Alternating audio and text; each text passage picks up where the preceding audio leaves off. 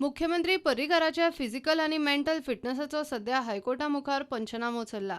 वास्तविक मुख्यमंत्री कारभार चलोवंक अनफिट, मात सरकार ताचे फिटनेसाच्या फटीचे चित्र लोकां मुखार उबें करता म्हूण आर्ग्युमेंट।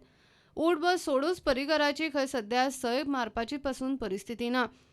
ऑफिसरांची सगळी बनवेगिरी चल्ल्या। मुख्यमंत्री पर्रीकाराची सध्या सय करपाची सुद्धा परिस्थिती ना। ज्येष्ठ अधिकारी सीएमा खातीर फायलीर सयो मारतात, कांय अधिकारी सीएमाची बनावट सयो करतात। भलायकी इबाडिल्ल्यान पर्रीकार प्रशासन चलोवंक शकना। सक्षम व्यक्तीन प्रशासन चलोवचे हो गोंयकारांचो हक्क। पर्रीकाराच्या दुयेसाच्यो बारीकसाणी रिपोर्टां नाका, मात सीएमाच्या भलायके विशीं विश्वासपा सारको रिपोर्ट दिवचो म्हूण तांची मागणी। Basically, that the Chief Minister's signatures are being forged.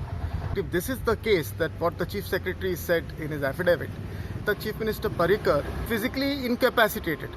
The question is, who is having custody of Mr. Parrikar in his palliative care, and in whose presence these instructions are being given, and which bureaucrat is recording these instructions from the Chief Minister, and in whose presence, who are the witnesses to those instructions. सुनावणी बुधवारा चालू उरपाची। मुखेल सचिवाची बाजू ag बुधवारा मांडटलो। हायकोर्टान ag कडच्यान विशिष्ट प्रश्नांचेर जापो मागल्या। मुखेल सचिवान एफिडेव्हिट घालचे पयलीं पर्रीकाराचो सल्लो घेतिल्लो काय?